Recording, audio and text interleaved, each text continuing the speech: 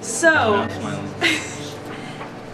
how did you have any weaknesses in the beginning of high school, and did you turn them into strengths by the end? How'd you work with that? I have a lot more weaknesses than I have strengths. I could list, I mean, like baseball, like cleaning my room, being on time to most things. Yeah, these are all just my weaknesses, and the list clearly outweighs all my strengths.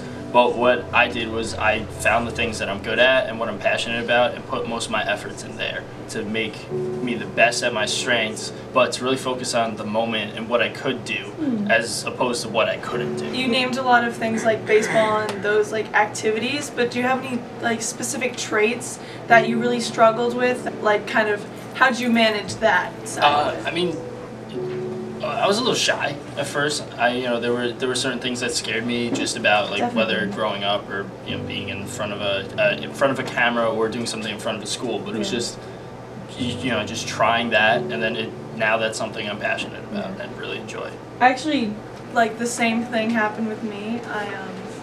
This is a common thing that everyone deals with, but just like the fear of answering a question and being wrong.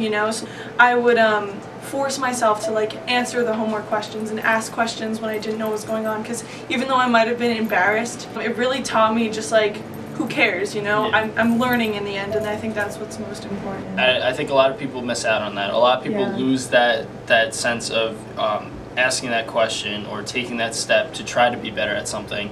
I always say to avoid individual comparisons, because people have so many different qualities that they're not as good in math class as another classmate. To me, that thought needs to just go away. And I wish that I was able to do that, to completely block out that individual comparison, and that's something I work at. And I feel like there's always that line, like there's that comparison where sometimes it's a good thing, like if you're on a team and someone's doing really well and you push yourself to try and get to that level, I feel like that's sometimes healthy, but then there's always that line, and you can't cross that line of like healthy to unhealthy where that person's still better than you and you start beating yourself up over it, it's just like you have to understand your own capabilities and your limits and everything. They get too caught up in that they can't do that or they can't get over or be better than that person. We're all human beings. There's about a million different things we could do. You're not going to tell me that two people are identical and can do the same thing. I mean, you're a twin. Yeah, I deal with comparisons every single day. But I think one of the biggest weaknesses that I've faced throughout high school, being a perfectionist with myself. So I think I took that perfectionist attitude of mine, and I think I turned it around by the end of high school, and I think I'm still definitely working on it.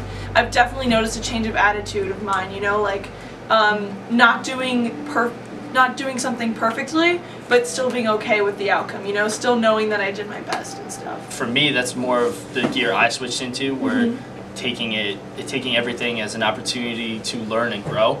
And I don't think that it was your fault being a perfectionist. I think it was the fear of not being a perfectionist is what got you with that one. Yeah. So throughout the clubs, because I know you do a lot of clubs in high school, do you use your strengths? How do you use those to kind of be the best you can be in each club? One that stands out the most to me is DECA, where there's a lot of involvement and a lot of it just relies on me as the individual having the friendly attitude and being on the spot thinking, which I couldn't think of right then, but using that to my advantage instead of worrying about some of my weaknesses, like maybe my voice cracks or like that I'm not that great at tying a tie, but just balancing that in my strengths. So for DECA, I saw all the strengths that kind of parallel in the building be used outside of them. I think a strength of mine is kind of being outgoing, and like talking to people. I find that too. Whenever I get nervous at a DECA event, I just talk to the person next to me. Exactly. That's it. I've turned my strengths, I've used them to like help me cope with my weaknesses, and my anxieties and everything.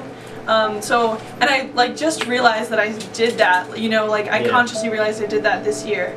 It's very important to understand strengths and weaknesses, and from that you could see where other people are good at your weaknesses and really accept them. So it becomes less of a judgment of, hey, he can't throw a baseball as hard as me, but I can't color inside the lines, and the painting that's hanging in the hallway is incredible. It's fantastic. So that's how you could accept people for what they can do instead of belittling them or not accepting them for what they can't. And that's why I like the topic of Embrace It. Actually, you brought up a really, really good point. I think of just like how embracing your weaknesses as well as your strengths, it like makes you more empathetic, you know? And like you kind of said that, you know, you just didn't actually like say the word, but I just like, I don't know, you just brought up that really awesome point that like empathy is so